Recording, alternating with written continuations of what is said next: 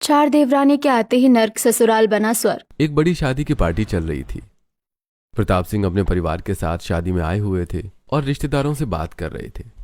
अरे शर्मा जी, आजकल के लोग तो अपने घर की औरतों को जेल में कैद करके रखते हैं, लेकिन हमारे घर का रूल एकदम अलग है। हम तो अपनी औरतों को फुल आजादी देते हैं। बिल्कुल सही कहा। हमारी बड़ी बहू पल्लवी को ही देख लो, घर में एकदम महारानी की तरह रहती है। प्रताप की बड़ी बहू पल्लवी और बेटी प्रिया कोने में खड़ी थी, तभी उनके पास दो औरतें आती हैं। अरे पल्लवी बहू, क्या बात है? आज इतनी बड़ी पार्टी में भी तुमने कोई ज़ेवर नहीं पहना? अरे छोड़ना बहन, ये दोनों तो एकदम गूंगी है। इन्हें तो किसी से ढंग से बात करना ही नहीं आता। दोनों औरतें वहां से चली जाती हैं। रात का समय हो जाता है। पूरी फैमिली पार्टी से लौट आई थी। पल्लवी रूम में थी, तभी उसका हस्बैंड अमित वहां आता है। हे पल्लवी, खड़ी क्या है यहाँ? आकर मेरे शूज उतार जल्दी से। जी उतार रही हूँ। और अलमारी से मेरे रात के कपड़े भी निकाल कर ला। पल्लवी अलमारी से कपड़े निकाल कर अमित को देती है। अरे अंधी है क्या? ये वाले नहीं है, वो दूसरे कपड़े ला। पल्लवी दूसरे कपड़े निकाल कर लाती है। ये लीजिए। पार्टी में हुई बातें सच मत समझ लेना, समझी? अपनी औकात मत भूलना। प्लीज अमित जी, मेरा हाथ छोड़ दीजिए। हम निकल यहाँ से। पल्लवी कपड़े लेकर वहां से चली जाती है। रात के 3 बजे यामिनी जी पल्लवी के कमरे में आती हैं। ए कलमोही, चल उठ जा, 3 बज गए हैं। माँ जी, बस अभी तो सोई थी मैं। जबान लड़ाती है, चल जल्दी उठकर काम करना शुरू कर। प्रिया और पल्लवी 3 बजे से ही काम कर रही थी। सुबह हो जाती है, नाश्ते के लिए सभी बैठे हैं। तभी पल्लवी को नींद का झोंका आता है और उसके हाथ से प्लेट्स गिरकर टूट जाती है, जिस पर अमित भड़क कर कहता है, प्लेट तोड़ी है तूने? तो अब ये जो कांच के टुकड़े जमीन पर पड़े हैं ना, इसे तू झाड़ू से नहीं अपने हाथों से साफ करेगी। चल उठा इन्हें। अमित जी प्लीज, ये मेरे हाथों में चुभ जाएगा, मैं झाड़ू से कर देती हूँ ना। मैंने कहा ना, हाथों से उठा। पल्लवी रोते हुए कांच के टुकड़े उठाने लगती है। एक बड़ा टुकड़ा उसके हाथ में चुभ जाता है। आह माँ, खून निकल रहा है। अब ये पूरा फर्श दोबारा साफ कर अच्छे से। हाँ, कर रही हूँ साफ। दोपहर का समय हो जाता है। पल्लवी और प्रिया काम करते करते बहुत थक गई थी। अब दोनों खाना खाने के लिए किचन में आती है। खबरदार, जो इस ताजे खाने को हाथ भी लगाया, ये तुम्हारे लिए नहीं है। वो जो कल रात का जो खाना थोड़ा सा बच गया था ना, उसे खा लो। यामिनी ये बोलकर वहां से चली जाती है। भाभी, पता नहीं है कैसा नर्क जैसा घर है। यहाँ हमारे साथ दिन रात कितने अत्याचार हो रहे हैं। ये लोग इंसान नहीं है भाभी, जानवर है ये सब, जानवर। प्रिया, हम कुछ नहीं कर सकते, हमें ये सब झेलना ही पड़ेगा। शाम का समय हो जाता है। पल्लवी अपने रूम में थी। वो एक पुरानी साड़ी से काटकर बनाई हुई एक डिजाइनर ड्रेस को देख रही थी। तभी अमित कमरे में आता है। अच्छा, तो अब तुम इस घर में ये कटी फटी मॉडर्न ड्रेस पहनोगी? नहीं अमित, वो तो मेरी पुरानी साड़ी खराब हो गई थी, तो मैंने बस ऐसे ही घर में पहनने के लिए सिल ली थी। अमित पल्लवी से वो ड्रेस लेकर उसमें आग लगा देता है और फिर बाहर से कुछ साड़ियां लेकर आता है। इस घर में औरतें सिर्फ ये सिंपल साड़ियां पहनती हैं और तू भी यही पहनेगी। अमित ये बोलकर वहां से चला जाता है। कुछ समय बीत जाता है। रात का समय हो जाता है। पल्लवी अपने कमरे में थी और एक कोने में बैठकर रो रही थी। तभी अमित शराब पीकर वहां आता है। पल्लवी, मेरे लिए जल्दी से खाना ला। पल्लवी जल्दी से खाना लाती है। अमित थोड़ा सा खाना खाता है और फिर खाने की थाली को फेंक देता है। ये क्या कचरा बनाया है तूने? न नमक है न मिर्च। तू मुझे मारना चाहती है क्या? तुम लोग मुझे इतना परेशान क्यों कर रहे हो? सुबह से रात तक बैल की तरह काम करती रहती हूँ, फिर भी चैन नहीं है। अगर तुम लोगों ने मुझे और टॉर्चर किया ना, तो मैं कल ही पुलिस के पास चली जाऊंगी। अच्छा, पुलिस के पास जाएगी तू? तो मेरी बात कान खोल कर सुन ले। अगर आगे से तूने मुझसे जुबान लड़ाई या पुलिस का नाम भी लिया ना, तो मैं केरोसिन डालकर तुझे जला दूंगा और पुलिस को बोल दूंगा कि डिप्रेशन में आकर मेरी बीवी ने सुसाइड कर ली। नहीं अमित, प्लीज ऐसा मत करना। तो आइंदा से ध्यान रखना, अगर तुझे इस घर में जिंदा रहना है तो जो हम कह रहे हैं वो चुपचाप मान। अब जा दूसरा फ्रेश खाना बना कर ला। अगले दिन हॉल में प्रताप सिंह और यामिनी बैठकर चाय पी रहे थे। पल्लवी और प्रिया किचन में काम कर रही थी। तभी एक पड़ोसी रमेश वहां आता है। अरे भाई पल्लवी बहू, ओ बहू, वो घर में अचानक मेहमान आ गए हैं। चीनी खत्म हो गई है, थोड़ी सी चीनी मिल जाएगी क्या? जी रमेश अंकल, आप रुकिए, मैं अभी लाती हूँ। पल्लवी जैसे किचन से चीनी लेकर आती है, प्रताप सिंह गुस्से में पल्लवी के हाथ से चीनी नीचे फेंक देते हैं। बेकारी रोज रोज मुंह उठाकर यहाँ क्यों आ जाता है? मेरे घर में पैसों का कोई पेड़ नहीं लगा है जो पूरे मोहल्ले को राशन बांटता फिरूं। बाबूजी, वो बस थोड़ी सी चीनी ही तो मांग रहे हैं। तो अपनी जुबान बंद रख। इन मोहल्ले वालों की मदद करने की सोचना भी मत। अरे प्रताप जी, आप लोग तो सच में राक्षस हो राक्षस। अपनी घर की औरतों के साथ ऐसा जानवरों वाला व्यवहार कौन करता है? रमेश ये बोलकर वहां से चला जाता है। कुछ समय बीत जाता है। प्रिया कमरे की खिड़की खोलकर बाहर झांक रही थी, तभी निखिल वहां आ जाता है। अच्छा, तू यहाँ खिड़की पर खड़ी होकर बाहर से अपने आशिक को ताड़ रही है ना? क्या? नहीं भैया, मैं तो बस ये मौसम देख रही थी, कितनी अच्छी हवा चल रही है ना। मुझे मत सिखा, ताड़ ले, अब देख तेरे साथ क्या होता है। भैया प्लीज ऐसी गंदी बातें मत बोलिए। चुप कर झूठी मक्कार, अगर आज के बाद मुझे तू इस खिड़की के पास दिखी ना तो तेरी टांगें तोड़ दूंगा। प्रिया रोते हुए वहां से चली जाती है। कुछ समय बीत जाता है। विकास हॉल में सोफे पर बैठा था और अपने फोन पर किसी से जुए की बात कर रहा था। पल्लवी पास ही टेबल साफ कर रही थी।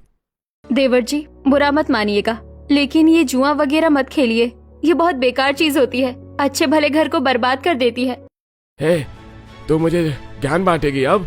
तेरी औकात क्या है? इस घर में नौकरानी है, नौकरानी की तरह रहे। पल्लवी चुपचाप वहां से चली जाती है। रात का समय था। राघव हॉल में सोफे पर बैठकर टीवी देख रहा था। पास ही टेबल पर कोल्ड ड्रिंक की बोतल और एक खाली गिलास रखा था। पल्लवी किचन में खाना बना रही थी।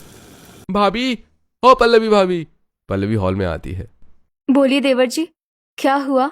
ऐसा करो, ये जो टेबल पर कोल्ड ड्रिंक की बोतल रखी है ना, इसे इस गिलास में डालकर मुझे दे दो। देवर जी, ये बोतल तो आपके बिल्कुल हाथ के पास ही रखी है, ये तो आप खुद भी कर सकते थे ना, आप तो दिन भर कुछ भी काम नहीं करते। तू मुझे बताएगी कि मैं क्या कर सकता हूँ और क्या नहीं? मेरा काम है ऑर्डर देना और तेरा काम है गुलामी करना। अब चुपचाप कर जो बोला है वो। पल्लवी चुपचाप कोल्ड ड्रिंक की बोतल में से कोल्ड ड्रिंक गिलास में करती है और वहां से चली जाती है। प्रिया अपने कमरे में कीपैड फोन से अपनी सहेली से बात कर रही थी, तभी वहां अभिषेक आ जाता है। अच्छा, तो अब तू छुप छुप कर फोन पर बात करेगी? भैया वो मेरी सहेली का फोन था। मुझे पागल समझती है कलमुई? तू इस घर को बर्बाद करने का प्लान बना रही थी? नहीं भैया, ऐसा कुछ नहीं है। आज के बाद अगर तू किसी फोन के पास आसपास भी दिखी ना तो तेरा भी यही हाल करूंगा। अभिषेक वहां से चला जाता है। रात के 2 बज रहे थे। घर में सब लोग सो चुके थे। प्रताप सिंह अपने कमरे में अकेले थे। वो अपनी अलमारी में से एक आधी जली हुई पुरानी तस्वीर निकालते हैं। तुमने मेरे साथ किया है जो मैं उसे कभी नहीं भूलूंगा। प्रताप सिंह उस तस्वीर को वापस अलमारी में रख देते हैं। दोपहर का समय हो जाता है। हॉल में प्रताप सिंह और यामिनी आराम से सोफे पर बैठे हुए थे। सुनिए जी, अमित की शादी तो हो गई, पर अब इन बाकी चारों नवाबों का क्या? विकास, निखिल, राघव और अभिषेक, इन चारों की शादी कब करेंगे? शादी तो करनी है यामिनी, लेकिन लड़कियां ऐसी होनी चाहिए कि उनके बाप के पास अंधा पैसा हो, मोटा दहेज आना चाहिए घर में। अरे तो मैं फिर अपने उस बिचौलिए रामलाल को फोन लगाती हूँ ना, वो पूरे शहर के अमीर घरों के रिश्ते करवाता है। आज रात को ही बुलाती हूँ उसे। रात का समय हो जाता है। बिचौलिया रामलाल घर आता है। अरे प्रताप जी, आप टेंशन मत लीजिए, आपके चारों लड़के एकदम हीरे हैं। मैं ऐसा घर ढूंढ कर लाऊंगा कि दहेज गिनते गिनते आपके हाथ थक जाएंगे। अरे यही तो उम्मीद थी तुमसे रामलाल। बस अब जाओ, काम पर लग जाओ। शहर के एक बहुत बड़े होटल में एक बढ़िया पार्टी चल रही थी। आरोही, निधि, अवनी और रोशनी मॉडर्न ड्रेसेस पहने अपनी अपनी सहेलियों के साथ पार्टी कर रही थी। चीयर्स गर्ल्स, यार अपनी लाइफ ना एकदम बिंदास है, कोई रोक टोक नहीं, जो मन में आए वो करो। सच में यार, लेकिन मुझे ना कभी कभी टेंशन होती है कि शादी के बाद क्या होगा। आजकल के ये जो आदमी होते हैं ना, जो सोचते हैं कि औरतों को दबा कर रखना चाहिए। अरे भाड़ में गया से आदमी। सुन, हम चारों बहनें ना किसी के आगे झुकने वाली नहीं हैं। अगर किसी ने हमें दबाने की कोशिश की ना तो ऐसा करारा जवाब देंगे कि उनकी पूछते याद रखेंगी। एग्जैक्टली, हम तो बस यही चाहते हैं कि जिस भी घर में हमारी शादी हो वो फैमिली हमारी तरह ही एकदम चिल और बिंदास हो। अगले दिन सुबह प्रताप सिंह के घर बिचौलिया रामलाल आता है। अरे प्रताप जी, एक बहुत बड़ी और अमीर पार्टी मिल गई है। उनकी 4 बेटियां हैं और वो अपनी चारों बेटियों की शादी एक ही घर में करना चाहते हैं। अरे वाह, चारों बहनें एक ही घर में? अरे बाप रे, तो दहेज भी 4 गुना मिलेगा। अरे लड़कियां बहुत अमीर और मॉडर्न है, बाप के पास प्रॉपर्टी की कोई कमी नहीं है। दहेज भी मिलेगा और शादी के बाद इन अमीरजादियों की सारी प्रॉपर्टी भी मैं अपने नाम करवा लूंगा। ठीक है रामलाल, हम कल ही उनसे मिलने जाते हैं और रिश्ता पक्का करते हैं। रामलाल वहां से चला जाता है। रात को पूरा परिवार एक साथ इकट्ठा होता है। कल हम सब लड़की वालों के घर जा रहे हैं और सुनो, वहां पर हम सबको एकदम अच्छा बनने का नाटक करना है, जैसा हम हमेशा दुनिया के सामने करते हैं। हाँ, तुम चारों भी वहाँ एकदम शरीफ बनकर बैठना। और तुम दोनों कल मुही हो, कल वहां पर तुम दोनों अपना मुंह बिल्कुल बंद रखोगी। अगर गलती से भी तुम्हारे मुंह से इस घर की सच्चाई निकली तो कल का दिन तुम दोनों का आखिरी दिन होगा। अगले दिन प्रताप सिंह की पूरी फैमिली आरोही, निधि, अवनी और रोशनी के घर जाती है। बेटा पल्लवी, तुम तो इस घर की बड़ी बहू हो, सच सच बताना, तुम्हारे ससुर जी और बाकी सब लोग कैसे हैं? जी अंकल जी बहुत अच्छे हैं सब। अरे भाई साहब, मेरा घर तो ना एकदम स्वर्ग है, स्वर्ग। हम लोग उन बिछड़ी सोच वालों में से नहीं है जो औरतों को दबा कर रखते हैं। यार आंटी जी तो कितनी स्वीट और मॉडर्न है, और ये चारों लड़के भी कितने डिसेंट लग रहे हैं। बस प्रताप जी, आपके लोगों से ये बातें सुनकर मेरा दिल खुश हो गया। मुझे मेरी चारों बेटियों के लिए इससे अच्छी फैमिली नहीं मिल सकती। मेरी तरफ से ये रिश्ता पक्का है। और कुछ ही दिनों बाद आरोही, निधि, अवनी और रोशनी की शादी हो जाती है। चारों का गृह प्रवेश हो गया था। सब लोग हॉल में बैठे हुए थे। हाँ बेटा, तुम लोग जैसे चाहो वैसे रह सकती हो, जो मर्जी हो वो कपड़े पहन सकती हो। अगर कोई भी परेशानी हो ना तो सीधा अपनी इस माँ को बताना। Thank you so much mummy ji, आप लोग सच में बहुत अच्छे हो। वहीं दूर खड़े होकर पल्लवी और प्रिया ये सब देख रही थी। देख रही है प्रिया, कितना बड़ा ड्रामा कर रहे हैं ये लोग, बेचारी लड़कियां।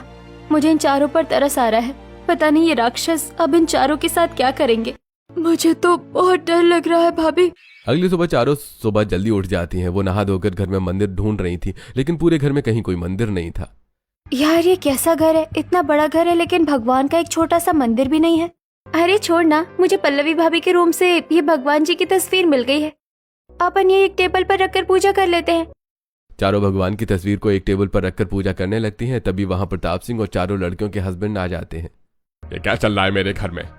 किसने कहा तुम लोगों को यहाँ ही अगरबत्ती जलाने के लिए? पापा जी, हम तो बस पूजा कर रहे थे। आपने ही तो कहा था कि घर को स्वर्ग बनाना है, और स्वर्ग में पूजा पाठ तो होती ही है ना। स्वर्ग? अरे ओ अमीरजादियों, ये घर स्वर्ग नहीं, ये मेरा नर्क है। और यहाँ औरतों के साथ वो होता है जो तुमने कभी सपने में भी नहीं सोचा होगा। सुना नहीं पापा ने क्या कहा? विकास वहां से भगवान की तस्वीर को हटा देता है। यार ये लोग क्या बोल रहे हैं? ये लोग ऐसे बिहेव क्यों कर रहे हैं? कुछ समझ नहीं आ रहा यार। जब ये लोग हमें देखने आए थे तब तो इतने स्वीट और मॉडर्न थे, अब इन सबको क्या हो गया? अगले दिन आरोही, निधि, अवनी और रोशनी अच्छे मॉडर्न कपड़े पहनकर बाहर जा रही थी। उनके चारों पति विकास, निखिल, राघव और अभिषेक आकर उन्हें रोक देते हैं। एक्सक्यूज मी विकास, थोड़ा साइड हो ना, हम लोग पास वाले मॉल तक जा रहे हैं। ये सब तुम्हारे बाप के घर में चलता होगा। यहाँ इस घर की औरतें घर की दहलीज पार नहीं करती। आप लोग हमें रोक नहीं सकते, हम तो जाएंगे। ज्यादा हीरोइन बनने की कोशिश मत कर। बाहर कदम रखने की सोचना भी मत, वरना तुम चारों की टांगे तोड़ दी जाएंगी। चारों डर जाती हैं और घबराती हुए वापस अंदर चली जाती हैं। कुछ देर बाद चारों एक साथ इकट्ठा होती हैं। यार मुझे यहाँ बहुत गड़बड़ लग रही है, ये लोग तो एकदम बेकार है। मैं डैड को फोन कर रही हूँ। हाँ, मैं भी मॉम को लगा रही हूँ। तभी विकास, निखिल, राघव और अभिषेक वहां आते हैं और चारों लड़कियों के फोन छीन लेते हैं और उन्हें तोड़ देते हैं। इस घर की औरतें फोन का इस्तेमाल नहीं करती और ना ही कभी कोई करेंगी। आइंदा से इस घर में किसी ने फोन को हाथ भी लगाया ना तो हाथ काट दूंगा। और ये तुम अमीरजादियों वाले उल्टे सीधे और स्टाइलिश कपड़े पहनकर घूम रही हो ना, ये यहाँ नहीं चलेंगे। वो जो साड़ियाँ अलमारी में रखी हैं एकदम सिंपल वाली, वो पहनकर रहो इस घर में। तुम लोग ऐसा नहीं कर सकते हमारे साथ, हम पुलिस को बुला लेंगे। अगर तुम में से किसी ने भी ज्यादा मुंह खोला ना तो तुम्हें जान से मार दिया जाएगा, और दुनिया वालों को हम कह देंगे कि तुम चारों किसी आशिक के साथ भाग गई या तुमने सुसाइड कर ली। तुम्हारे मॉम डैड जिंदगी भर रोते रहेंगे और हमारा कोई कुछ नहीं उखाड़ पाएगा। कुछ समय बीत जाता है। रात यामिनी गर्म पानी बहुओं पर डाल देती है। क्या हुआ माँ जी? जल गई महारानिया? अरे 2:30 बज गए हैं, उठो और जाकर पूरे घर की साफ सफाई करो, उठो। सासू माँ, अभी रात के सिर्फ 2:30 बजे हैं। घर इतना बड़ा भी नहीं है कि इसे साफ करने में सुबह हो जाए। जबान लड़ाती है मेरे सामने। तुम लोग यहाँ ऐश करने नहीं आई हो, नौकरानियाँ हो इस घर की। चुपचाप जाकर काम करो। चारों किचन में आती हैं तो देखती हैं कि पल्लवी और प्रिया पहले से ही काम कर रही थी। यार आरोही, पल्लवी भाभी और प्रिया को देख, लगता है इनके साथ ये सब कुछ बहुत पहले से हो रहा है। आरोही, निधि, अवनी और रोशनी घर की साफ सफाई करने में लग जाती हैं। गाइस ये लोग बहुत बेकार है। दिखने में कितने अच्छे और शरीफ बनते हैं, लेकिन असल में ये लोग इतने अच्छे हैं नहीं।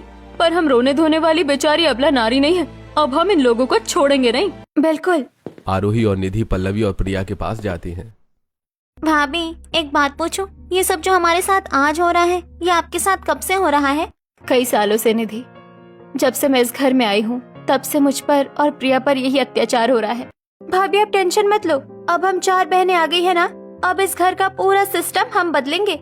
सुनो मेरी बात, हम रोकर या लड़कर कुछ नहीं कर सकते। हमें दिमाग से काम लेना होगा। सबसे पहले हमें अपने अपने हस्बैंड्स को ठीक करना होगा, क्योंकि उनके अंदर बहुत बुराइयां हैं।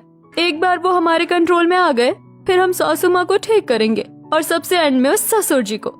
डन। आज से हम सब कुछ ठीक करना शुरू करते हैं। इस नर्क जैसे घर को हम स्वर्ग बनाकर ही दम लेंगे। अगले दिन सुबह निधि छत पर खड़ी होकर कपड़े सुखा रही थी। तभी उसका पति निखिल वहां आ जाता है। यहाँ छत पर क्या कर रही हो? और ये दूसरों के घरों में क्या ताक झांक चल रही है तेरी? अच्छा, आपको ये लग रहा है कि मैं दूसरों के घरों में ताक झांक कर रही हूँ? ठीक है, मान लिया कि मैं ताक झांक कर रही थी क्योंकि आपको ऐसा लग रहा है। क्या कह रही है तू? सच ये है कि मैं यहाँ सिर्फ कपड़े सुखाने आई थी। आप खुद देखिए, बाल्टी में गीले कपड़े रखे हैं। लेकिन प्रॉब्लम ये है निखिल जी कि आपको दूसरों पर शक करने की बीमारी है। क्या बकवास कर रही है तू? मैं कोई बीमार नहीं हूँ। ऐसे तो मैं भी आप पर शक कर सकती हूँ ना। जब आप बाहर जाते हैं तो मैं भी सोच सकती हूँ कि आपका किसी लड़की के साथ अफेयर चल रहा है। आप फोन पर दिन भर लगे रहते हैं। मैं भी सोच सकती हूँ कि आप किसी लड़की से बात कर रहे हो। अरे ऐसा कुछ नहीं है। मुझे पता है आप जैसे भी हैं, लेकिन है तो मेरे हस्बैंड ही ना। और मुझे आप पर इतना तो भरोसा है कि आप मुझे धोखा नहीं देंगे। ये बोलकर निधि वहां से चली जाती है। रात हो जाती है। निखिल अपने कमरे में लैपटॉप पर कुछ कर रहा था। अच्छा, अब मुझे भी आप पर पूरा शक हो रहा है। रात के 11 बज रहे हैं। पक्का आप ऑनलाइन किसी लड़की से बात कर रहे हो ना? दिमाग खराब हो गया है क्या तुम्हारा? मैं कोई चैट नहीं कर रहा हूँ। ऑफिस का एक जरूरी काम कर रहा था। तुम मुझे ऐसे फालतू में परेशान मत करो। अच्छा, सिर्फ एक बार मैंने आप पर शक किया तो आप इतने इरिटेट हो गए? आपको इतना बुरा लग गया? निखिल जी सोचो, जब आप 24 घंटे हर बात पर मुझ पर शक करते हो तो मुझे कैसा फील होता होगा? निखिल ये सब सुनकर इमोशनल हो जाता है। तुम सही कह रही हो निधि। मुझे बुरा लगा तुम्हारी बात का। मैं सच में बहुत ज्यादा शक करता हूँ। पर आप ऐसे क्यों हो? क्योंकि मुझे ये तो पता है कि आप बुरे नहीं हो। क्या करूँ निधि? पापा ने बचपन से यही सिखाया है कि औरतों पर कभी भरोसा मत करना, उन पर शक करना। वो बेकार और धोखेबाज होती है। मैंने यही सब सीखा, लेकिन आज मुझे समझ आ गया है कि मैं गलत था। आई एम सॉरी निधि। यह सुनकर निधि खुश हो जाती है। दोपहर का समय हो जाता है। राघव अपने कमरे में बहुत ही बुरी हालत में लेटा हुआ था। उफ अवनी, मेरे पैरों में बहुत तेज दर्द हो रहा है यार। मुझसे तो अब ठीक से चला भी नहीं जा रहा है। जरा आकर मेरे पैर दबा दो। पैर दबा दूं? क्यों राघव जी, आप तो दिन भर सोफे पर राजाओं की तरह लेटे रहते हैं। फिर ये कमजोरी और दर्द कहाँ से आ गया? वही तो मैं सोच रहा हूँ। मैं तो कुछ काम भी नहीं करता, फिर भी मेरे साथ ये क्यों हो रहा है? यही तो प्रॉब्लम है राघव। आप कोई काम नहीं करते। आप सारा काम दूसरों पर ऑर्डर देकर करवाते हैं। इससे बॉडी वीक हो जाती है। क्या सच में? लेकिन पापा ने तो हमेशा यही सिखाया कि औरतें काम करती हैं। काम तो कोई भी कर सकता है ना राघव। तुम बिल्कुल सही कह रही हो अवनी। पापा की बातों में आकर मैंने अपनी ही हेल्थ खराब कर ली। लेकिन अब से मैं अपने सारे काम खुद करूंगा, बल्कि घर के कामों में तुम्हारी हेल्प भी करूंगा। अवनी ये सुनकर खुश हो जाती है। रात का समय था। अमित आज बिना शराब पिए घर जल्दी आ गया था। वो अपने कमरे में बैठा हुआ था। तभी पल्लवी लड़खड़ाते हुए वहां आती है। ए अमित, कहाँ है तू? चल उठकर मेरे लिए गर्म खाना ला। ये क्या बात तमीज दिया पल्लवी? तूने शराब पी है? तेरा दिमाग खराब तो नहीं हो गया? चुप कर। मैं इस घर की मर्द हूँ। मेरा जो मन करेगा मैं वो करूँगी। तेरी हिम्मत कैसे हुई इस हालत में मेरे सामने आने की? अमित, बुरा लगा ना? घिन आ रही है ना मुझे इस हालत में देखकर? तूने पी नहीं है? ये सब क्या था? ये एक्टिंग भी अमित तुम्हें ये दिखाने के लिए किया कि जब तुम नशे में धुत होकर घर आते हो तो तुम कैसे लगते हो। पल्लवी फोन में अमित को उसकी वीडियो दिखाती है कि वो शराब पीने के बाद कैसा हो जाता है। बंद कर दो पल्लवी, इसे प्लीज बंद कर दो। मैं इतना भयानक और घटिया दिखता हूँ। मुझे खुद से घिन आ रही है, खुद से घिन आ रही है। मुझे पता है आप इतने बुरे नहीं हो, लेकिन ये शराब आपको राक्षस बना देती है। सोचो मैं रोज इस राक्षस को कैसे बर्दाश्त करती हूँ। I am sorry Pallavi. मैंने अनजाने में इतना बड़ा अत्याचार किया। मेरी वजह से तुमने क्या क्या नहीं झेला। मैं कसम खाता हूँ पल्लवी कि मैं आज के बाद कभी भी शराब नहीं पीऊंगा। मुझे बस यही अमित वापस चाहिए था। अगले दिन विकास अपने लैपटॉप पर ऑनलाइन पैसे में जुआ खेल रहा था। विकास, 1 मिनट अपना ये गेम बंद करोगे? मुझे तुमसे कुछ जरूरी बात करनी है। अरे यार डिस्टर्ब मत करो। तुम अपनी जिंदगी बर्बाद कर रहे हो विकास। तुम्हारे बाकी भाइयों को देखो, वो लोग बिजनेस में ध्यान दे रहे हैं, जगह जगह अपना पैसा इन्वेस्ट कर रहे हैं, और एक तुम हो जो हवा में पैसे उड़ा रहे हो। तू मुझे ज्ञान मत दे। मैं एक ही बार जितना पैसा जीतूंगा कि सब देखते रह जाएंगे। जुआ आज तक किसी का सगा नहीं हुआ है विकास। आगे अपने फ्यूचर के बारे में तो सोचो। कहीं ऐसा ना हो कि ये जुआ खेलते खेलते तुम एक दिन सड़कों पर आ जाओ और भीख मांगनी पड़े। तेरा लेक्चर खत्म हो गया तो अब जा यहाँ से। आरोही वहां से चली जाती है। यार आरोही सही तो बोल रही थी। मैंने अपनी जिंदगी में अभी तक क्या ही कमाया है। मेरे बाकी भाई कितना अच्छा बिजनेस कर रहे हैं और एक मैं हूँ जो फालतू में पैसा बर्बाद कर रहा हूँ। आज फिर 50,000 रुपए हार गया। पर मैं क्या करूँ, मुझे इस चीज की गंदी लत लग गई है। विकास आरोही के पास आता है। आरोही, तुम जो मुझे समझाना चाह रही थी वो मुझे अब समझ आ गया है। तुम सही थी। तो फिर खेलते क्यों हो? मैं क्या करूँ, मुझे इसकी लत लग गई है। विकास एक काम करो, तुम्हारे पास तुम्हारे बैंक में पर्स में जितना भी पैसा है ना, तुम वो सारा पैसा या तो मेरे अकाउंट में ट्रांसफर कर दो या फिर सासू माँ को दे दो। सारा पैसा? पर क्यों? सिंपल सा लॉजिक है। जब तुम्हारी जेब में पैसा ही नहीं होगा तो तुम जुआ कैसे खेलोगे? ये आइडिया एकदम परफेक्ट है। आज से मैं जुआ नहीं खेलूंगा। थैंक यू आरोही, मुझे इस बर्बादी से बचाने के लिए। अगले दिन अभिषेक रोशनी के साथ एक बैंक में काम से आया हुआ था। दोनों एक लंबी लाइन में खड़े थे। अभिषेक के सामने एक कपल खड़ा था। जॉन, तुम थक गई होगी ना लाइन में खड़े खड़े? लाओ ये बैग मुझे दे दो। थैंक यू बेबी, आप कितने स्वीट हो। अभिषेक उसको ध्यान से देख रहा था। अरे रोशनी डार्लिंग, तुम थक गई होगी ना खड़ी खड़ी, तुम बैठ जाओ जाकर, मैं लाइन में लगा हूँ। एक्सक्यूज मी, ये क्या डार्लिंग डार्लिंग लगा रखा है? आपकी तबीयत तो ठीक है ना? अरे धीमे बोल, सब देख रहे हैं। क्यों धीमे बोलूं? घर पर तो तुम 24 घंटे चिल्लाते रहते हो और यहाँ 4 लोगों के सामने जेंटलमैन बनने का ड्रामा कर रहे हो। बैंक में खड़े सारे लोग अभिषेक को देखने लगते हैं और कुछ लोग हंसने लगते हैं। कुछ देर बाद काम खत्म करके अभिषेक और रोशनी बैंक के बाहर आ जाते हैं। ये क्या तमाशा था रोशनी? तुमने मेरी यहाँ इतने सारे अनजान लोगों के सामने सरेआम बेइज्जती कर दी। लोग मेरे बारे में क्या सोच रहे होंगे? अच्छा, अब मैंने सिर्फ 2 कड़वी बातें पब्लिक में बोल दी तो तुम्हें इतना बुरा लग रहा है? और जो तुम मुझे 24 घंटे पूरे परिवार और कभी कभी मेहमानों के सामने गालियाँ देते हो, तब मेरा क्या तब मुझे बुरा नहीं लगता होगा? क्या मेरी कोई सेल्फ रिस्पेक्ट नहीं है? तुम भी तो ये सोचो अभिषेक कि जब तुम किसी को गाली देते हो तो उसे कितना बेकार फील होता होगा। रोशनी, मुझे सच में आज तक ये फील नहीं हुआ था कि मेरे शब्दों से तुम्हें कितनी चोट पहुंचती है। मुझे लगता था कि मर्द गालियां दे सकते हैं, ये नॉर्मल है, लेकिन आज जब मुझे वो दर्द खुद महसूस हुआ तो समझ आया कि मैं कितना गलत था। मुझे माफ कर दो रोशनी, आज के बाद मेरे मुंह से तुम्हारे लिए किसी के लिए भी कोई गाली नहीं निकलेगी।